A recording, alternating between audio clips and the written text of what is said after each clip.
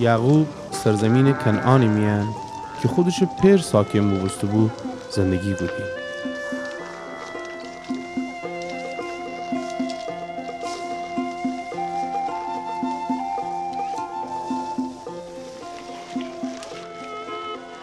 هنه داستان زندگی یعقوب.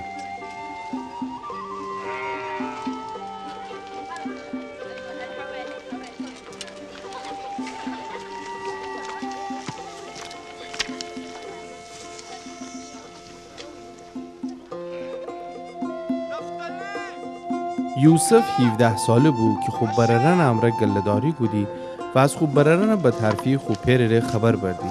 بررنی که از اون پیر زنان بلهو زلفه پسران بید.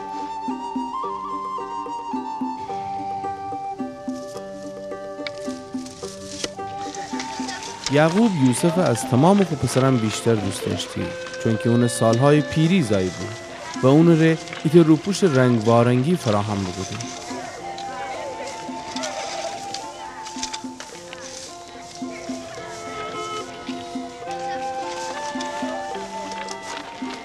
وقتی اون بررن دینیده خوشن پیر اون بیشتر از تمام خوب پسران دوست داره، اون بد داشتی دید. یوسف خوابی دینه.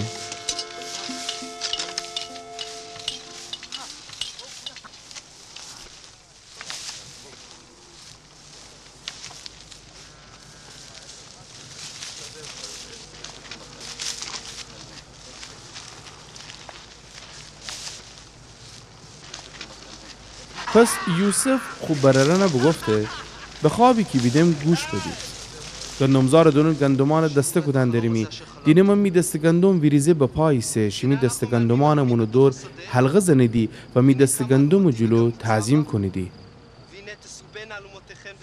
اونو بررن بگفتیدی یعنی که امی پادشاه بی امر فرمان بدی. اونو خواب و اون حرفانو بستی وشن کینه اون امره دوچندان به.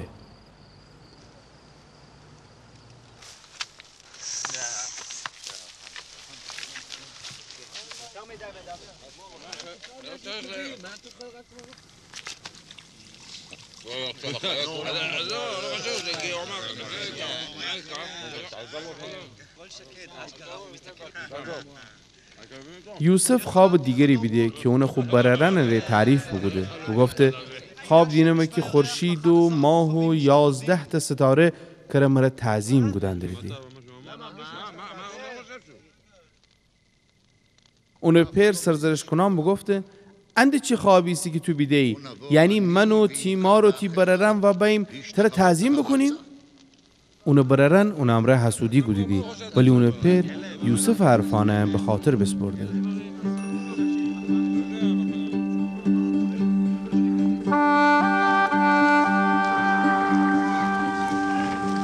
یوسف بررن بوشوی چراگاه نزدیک شهر شکیم خوشن پیر گوسفندانه بشرنی. یعقوب یوسف بگفته بوشو خبر سلامتی تی بررن و گلی میره بابا.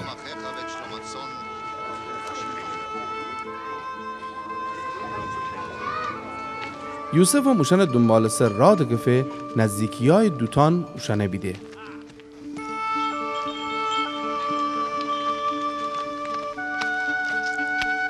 حتی که یوسف بررن یوسف از راه دور دینیدی پیش از اون که بوشن فرسه نقشه کشیدی که اونا بکشید. همدیگه را بگفتیدی ای وردی اونی که همش خواب نمابه امان داره بایدونا بکشیم تودیم تازه چایان درون بگیم که جانور درنده اونا بخورده بدین مونو خوابان سر چی آیه. ولی روبین که بیش نوستوشن چی نقشه کشندردی بگفته باید خون ریزی نکنیم اونا نکشیم ها بیابانی میان اونا تودیم از چا درون ولی اونا جان نگیریم. اشنه بگفته که یوسف از اوشن دست نجات بده و گردنه به برخو پیر برجه. حتی که یوسف به خوب بررم فرسه اونو روپوش رنگ ورنگی از اون تن بکندیدی.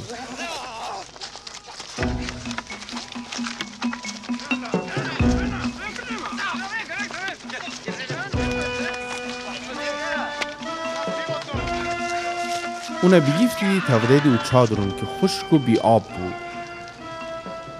منیشیدی که غذا بخورید.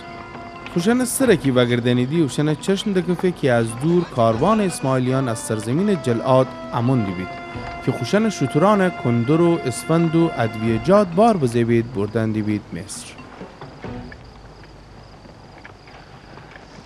یهودا خو بررنا بگفته چی فایده امر در امی برره بکشیم اونا مردن مخفی بکنیم باید اونا جان نگیریم اونا به اسماعیلیان بفروشیم اون امی برره از امی گوشت و خونه اونا بررن گوش بکنیدی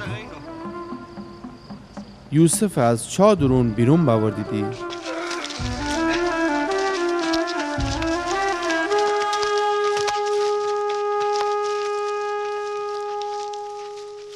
اونه به 20 سکه نقره بفروخت دیدی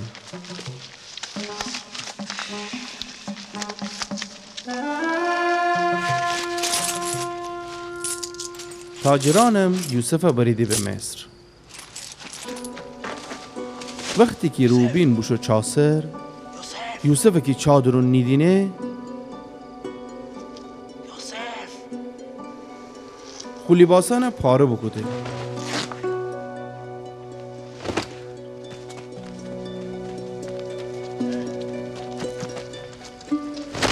و گردست خوب برره نبو گفته اوره اوی نیسه بو حسابا می پر جوابا چی بدم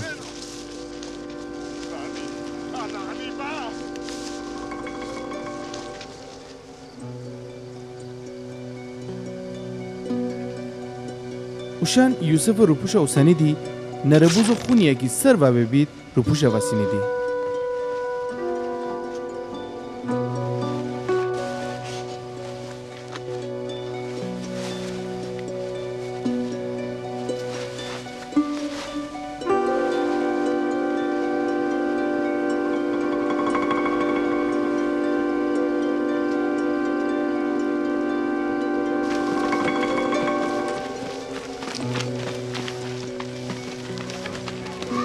و روپوش رنگ برنگی اوسا دیدی ببار دیدی خوشن پیره بگفت دیدی امان روپوش راست رو بیافتیم بیدین تی پسرشینه یا نه